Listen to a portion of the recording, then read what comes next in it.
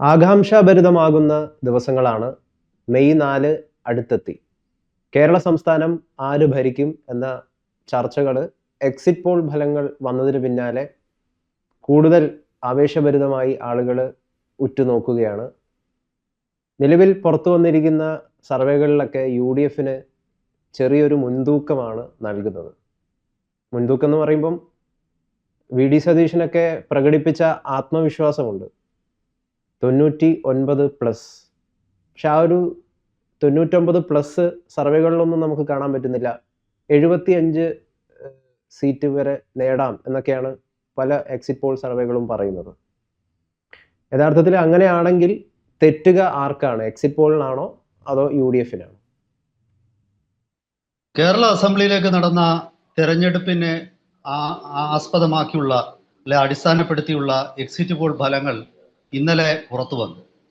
Exit പോളുകൾ പ്രകാരം കേരളത്തിൽ യു.ഡി.എഫ് അധികാരത്തിൽ തിരിച്ചെത്തുമെന്ന് തന്നെയാണ് വളരെ വ്യക്തമായ സൂചന. പക്ഷേ യു.ഡി.എഫിന്റെ വിജയം അത്ര തിളക്കമാർന്ന വിജയമാവാൻ സാധ്യതയില്ല എന്നൊരു അഭിപ്രായമാണ് ഇതിൽ നിന്നും ഈ സർവേകളുടെ ഫലം നമ്മൾ പൊതുവെ ഒന്ന് വിലയിരുത്തുമ്പോൾ നമുക്ക് മനസ്സിലാകുന്നത്. അക്കാര്യത്തില് ഇപ്പം ഗൗതം പറഞ്ഞതുപോലെ പ്രതിപക്ഷ നേതാവ് വി.ഡി. സതീശൻ ഒക്കെ പ്രകടിപ്പിച്ച ആത്മവിശ്വാസത്തിന്റെ അത്രത്തോളം ഒന്നും ഈ വിജയം പ്രഡിക്റ്റ് ചെയ്യപ്പെടുന്നില്ല, അല്ലെങ്കിൽ പ്രവചിക്കപ്പെടുന്ന ഈ വിജയം എന്ന് പറയുന്നത് അത്ര തിളക്കമുള്ളതല്ല. ഇന്നലെ പോൾ ഓഫ് ദ പോൾസ് ഇന്നലെ പുറത്തു വന്നിരുന്നു. അതായത് വിവിധ സർവേകളുടെ ഫലങ്ങളെ എടുത്തിട്ട് അതിന്റെ ആവറേജ് ആയിട്ട് എടുക്കുന്ന ഒരു ഫലം. ആ ഫലം അനുസരിച്ച് യു.ഡി.എഫിന് ലഭിക്കാൻ പോകുന്ന 76 സീറ്റാണ്. അപ്പൊ ഇത് പ്രതീക്ഷകൾക്ക് വളരെ കുറവാണെന്നുള്ള ചില വിശകലനങ്ങളൊക്കെ ഇന്നലെ പല ചാനൽ ചർച്ചകളിലും നമ്മൾ കണ്ടു. കാരണം യു.ഡി.എഫിന് കഴിഞ്ഞ ലോക്സഭാ തെരഞ്ഞെടുപ്പിൽ മിന്നുന്ന വിജയമായിരുന്നു. അതിനുശേഷം നടന്ന തദ്ദേശ സ്വയംഭരണ തെരഞ്ഞെടുപ്പ് വന്നപ്പോഴത്തേക്ക് യു.ഡി.എഫ് ഈ അടുത്ത കാലത്തെങ്ങും യു.ഡി.എഫ് കാഴ്ചവെച്ചിട്ടില്ലാത്തത്ര ഗംഭീരമായ വിജയമാണ്. ഈ രണ്ട് കണക്കുകൾ നമ്മുടെ മുന്നിൽ ഉള്ളപ്പോൾ ആ കണക്കുകൾക്ക് യാതൊരു തരത്തിലും ആ കണക്കുകളുമായിട്ട് യോജിക്കാത്ത രീതിയിലുള്ള ഒരു തിളക്കം കുറഞ്ഞ കഷ്ടിച്ചുള്ള ഒരു വിജയമാണ് യു.ഡി.എഫ് എന്ന പോൾ ഓഫ് ദ പോൾസ് വിവിധ സർവേകളുടെ ഫലങ്ങളുടെ ആവറേജ് പറയുമ്പോൾ എത്രമാത്രമാണ് അത് വിശ്വസിക്കാൻ പറ്റുന്നത്? യു.ഡി.എഫിന് 100-ലധികം സീറ്റുകളുമായിട്ട് യു.ഡി.എഫ് ഗംഭീരമായ വിജയത്തിലേക്ക് അല്ലേ പോകുന്നത്? ഇങ്ങനെയൊക്കെയുള്ള ഒരുപാട് ചോദ്യങ്ങൾ പലരും ഉന്നയിക്കുന്നുണ്ട്. അതായത് എക്സിറ്റ് പോൾ എന്ന് പറയുന്നത് അത്ര വലിയ ഒരു സത്യസന്ധമായ പ്രതിഫലനമല്ല ജനഹിതത്തിൻ്റെത്. എക്സിറ്റ് പോളുകളുടെ ഫലങ്ങൾക്ക് അപ്പുറത്തേക്കുള്ള ഒരു മഹത്തായ വിജയമായിരിക്കും യു.ഡി.എഫിൻ്റെ എന്നൊക്കെയുള്ള വിലയിരുത്തലുകൾ ഇന്നലെ പല പ്രമുഖ രാഷ്ട്രീയ വിശകലനം നടത്തുന്നവരും ഒക്കെ നടത്തുന്നത് നമ്മൾ കണ്ടു. പക്ഷേ അവിടെ നമ്മൾ മറന്നു പോകുന്ന ഒരു കാര്യമുണ്ട്. ഞാൻ വിലയിരുത്തുന്നത് ഈ എക്സിറ്റ് പോളുകൾ താരതമ്യേന ശരിയായിരിക്കുമെന്നാണ്. ഞാനൊരു 4 സീറ്റ് കൂടി അധികം യു.ഡി.എഫിന് കൊടുക്കുകയാണ്. അതായത് യു.ഡി.എഫിന് ഒരു 80 സീറ്റോളം വരുന്ന ഒരു വിജയമാണ് ഞാൻ പ്രതീക്ഷിക്കുന്നത്. എന്താണ് ഈ പറയുന്ന ഒരു 100-ന് മേൽ സീറ്റിലേക്കുള്ള വിജയം യു.ഡി.എഫിന് ഞാൻ പ്രതീക്ഷിക്കുന്നില്ല എന്നുള്ളത്? അതിന് എനിക്കൊരു വിശദീകരണമുണ്ട്. അതായത് നമ്മളിപ്പം പല വിശകലന വിദഗ്ധരും ചോദിക്കുന്ന പോലെ, പല പത്രപ്രവർത്തകരും പറയുന്നത് പോലെ രാഷ്ട്രീയത്തിൽ ഒന്നും രണ്ടല്ല. രാഷ്ട്രീയത്തിൽ പലപ്പോഴും ഒന്നും 11 ആകാം.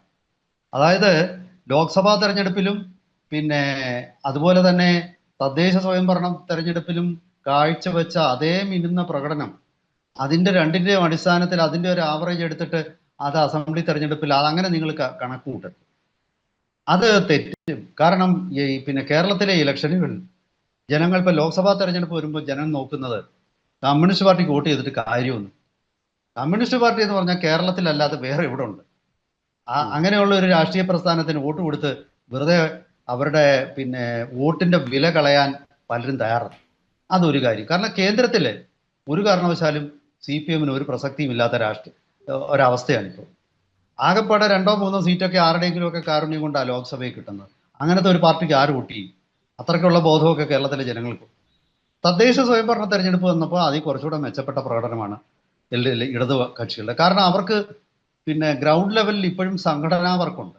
ഈ അസംബ്ലി ഇലക്ഷനിൽ കോൺഗ്രസിന് വിജയം എന്നത്, അല്ലെങ്കിൽ യു.ഡി.എഫിന്റെ വിജയം എന്നത്, അത് യു.ഡി.എഫിന്റെ ശക്തിയിലുള്ള വിജയത്തിനേക്കാൾ ഉപരി ഞാൻ വിലയിരുത്തുന്നത് അത് LDF-ലെ പിണറായി വിജയന്റെ ഭരണത്തോടുള്ള ദുർഭരണത്തോടുള്ള പ്രതിഷേധമായിട്ടാണ്. ആ പ്രതിഷേധമാണ് ഈ കോൺഗ്രസിന്റെ വിജയമായിട്ട് മാറുന്നത്. ഇവിടെ കോൺഗ്രസിന് ഒരു പരിമിതിയുണ്ട്. കോൺഗ്രസിന്റെ സംഘടനാ സംവിധാനം അത് കേരളത്തിലെ വളരെ ദുർബലമാണ്. അത് കോൺഗ്രസ്സുകാർ പോലും സമ്മതിക്കുമെന്ന് എനിക്ക് ഉറപ്പുണ്ട്. കോൺഗ്രസിന്റെ സംഘടനാ സംവിധാനം കേരളത്തിലെ പഴയ കാലത്ത് ഇപ്പൊ ബൂത്ത് ലെവലില്, ഗ്രാമീണ വാർഡ് ലെവലില് ഒക്കെ ഉള്ള കോൺഗ്രസിന്റെ കമ്മിറ്റികളുടെ പ്രവർത്തനവും ഇന്നത്തെ കമ്മിറ്റികളുടെ പ്രവർത്തനവും വിലയിരുത്തി കഴിഞ്ഞാൽ കോൺഗ്രസിന്റെ വാർഡ് കമ്മിറ്റിയൊക്കെ ഇപ്പൊ ഫലത്തിൽ ഏതാണ്ട് നിർജീവമാണ്. 90% സ്ഥലങ്ങൾ. ഇപ്പൊ എനിക്ക് തോന്നുന്നു വളരെ കുറച്ച് സ്ഥലങ്ങളിൽ മാത്രമേ കോൺഗ്രസിന് ആ രീതിയിലുള്ള സംഘടനാ സംവിധാനമുള്ളൂ. അങ്ങനെയുള്ള കോൺഗ്രസിന് പിന്നെ എന്തുകൊണ്ടാണ് കോൺഗ്രസ് ജയിക്കുമെന്ന് പറയുന്നത്? കോൺഗ്രസിന് ഇപ്പോഴും ശക്തമായ ഒരു നേതൃത്വ നിരയുണ്ട്. താഴെ ദുർബലമാണ്, ടോപ്പ് ഹെവി എന്ന് പറയുന്ന ഒരു അവസ്ഥയാണ്. പക്ഷെ അങ്ങനെയാണെങ്കിലും കോൺഗ്രസ് എന്ന രാഷ്ട്രീയ പ്രസ്ഥാനത്തിന് കേരളത്തിൽ വലിയ റീച്ചുണ്ട്. ആ പ്രസ്ഥാനത്തിന് വലിയൊരു ജനപിന്തുണയുണ്ട്. പിന്നെ വർഷങ്ങളായിട്ട് കേരളത്തിൽ ഭരിച്ചിരുന്ന ഒരു രാഷ്ട്രീയ പ്രസ്ഥാനമാണ്. അതായത് UDF നേതൃത്വം കൊടുത്ത ഒരു വലിയ ഒരു രാഷ്ട്രീയ മൂവ്മെന്റ് ആണത്. അങ്ങനെയൊക്കെയുള്ള ഒരുപാട് ഘടകങ്ങൾ കണക്കിലെടുക്കുമ്പോഴാണ് കോൺഗ്രസിന് ഈ CPM എതിരായ വോട്ടുകൾ കോൺഗ്രസിലേക്ക് വരുന്നത്. കേരളത്തിലെ BJP ദൗർഭാഗ്യവശാൽ ഒരു ശക്തമായ പ്രതിപക്ഷമായിട്ട് ഉയരാൻ അവർക്ക് കഴിഞ്ഞില്ല. മുഖ്യ പ്രതിപക്ഷം എന്നുള്ള നിലയിൽ പിണറായി വിജയനെതിരെ ശക്തമായ നിലപാടെടുത്ത് പിണറായി വിജയന്റെ ഭരണത്തിലെ കുഴപ്പങ്ങൾക്കെതിരെ ജനങ്ങളെ സംഘടിപ്പിച്ച് അങ്ങനെ ഒരു ജനകീയ പ്രതിരോധം തീർക്കാൻ കേരളത്തിലെ BJPക്ക് കഴിഞ്ഞില്ല. അപ്പൊ കോൺഗ്രസിന് മുഖ്യ പ്രതിപക്ഷ സ്ഥാനം നഷ്ടപ്പെട്ടിരുന്നില്ല. ഇതാണ് കോൺഗ്രസിന് ഗുണകരമാകുന്നത്. പക്ഷേ കോൺഗ്രസിന്റെ പരിമിതിയുണ്ട്. അതായത് പൂർണ്ണമായിട്ടും ഈ പിണറായി വിജയനെതിരായിട്ടുള്ള വിരുദ്ധ തരംഗം, ഞാൻ അങ്ങനെ തന്നെ പറയും, പിണറായി വിരുദ്ധ തരംഗം അത് മുതലെടുക്കാനുള്ള സംഘടനാ സംവിധാനമോ അത് മുതലെടുക്കാനുള്ള ഇപ്പോഴത്തെ മൊത്തത്തിലുള്ള രാഷ്ട്രീയത്തിലുള്ള അതിനുള്ള ഒരു കരുത്തോ കോൺഗ്രസിനില്ല. കാരണം കോൺഗ്രസ് കേന്ദ്രത്തിൽ വളരെ ദുർബലമാണെന്നും അങ്ങനെയൊക്കെയുള്ള ഒരുപാട് കാരണങ്ങളുണ്ട്. പിന്നെ BJPയുടെ കേരളത്തിലെ വളർച്ച, ഇതൊക്കെ സംഭവിക്കുമ്പോൾ ഇവിടെ ശക്തമായ ദൗർഭാഗ്യവശാൽ ആയിരിക്കാം കോൺഗ്രസിന്റെ. പണ്ട് 2 മുന്നണികൾ മാത്രം ഉണ്ടായിരുന്ന ഒരു കാലത്തായിരുന്നെങ്കിൽ കോൺഗ്രസ് ഇപ്പം എൻ്റെ വിലയിരുത്തൽ 110-ലധികം സീറ്റിൽ ജയിച്ച് അധികാരത്തിൽ വന്നില്ല. പക്ഷെ ആ രാഷ്ട്രീയ സാഹചര്യം കേരളത്തിൽ മാറി.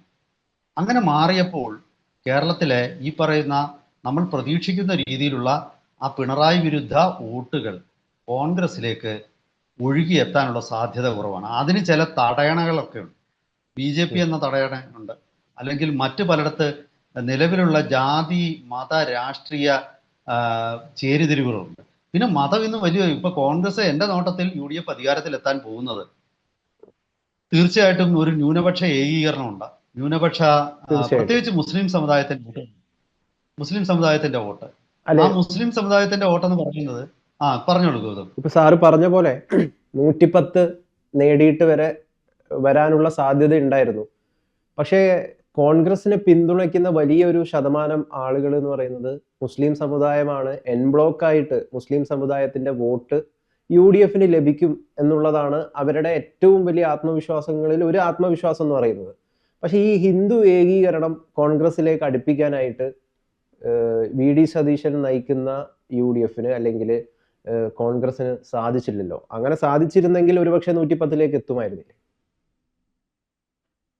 തീർച്ചയായിട്ടും ഹിന്ദു വോട്ടുകളിലേക്ക് ഇപ്പൊ സതീശന്റെ ഒരു പ്രസംഗം ഏറ്റവും ഒടുവിൽ ഈ പിന്നെ സമൂഹ മാധ്യമങ്ങളിലൊക്കെ ഇറങ്ങി നടക്കുന്ന ഒരു പ്രസംഗമുണ്ടല്ലോ, ഭൂമി ഉരുണ്ടതാണെന്ന് ശാസ്ത്രം കണ്ടുപിടിക്കുന്നതിന് മുമ്പ് ഖുറാനിൽ ഉണ്ടായിരുന്നു എന്നൊക്കെ ഉള്ളത്. അതൊക്കെ എക്സ് മുസ്ലിങ്ങളായിട്ടുള്ള ആരിഫ് ഹുസൈനെ പോലൊക്കെയുള്ള പല ആൾക്കാരും അത് വളരെ ശക്തമായിട്ട് അത് തെറ്റാണെന്ന് തെളിയിക്കുകയാണ്.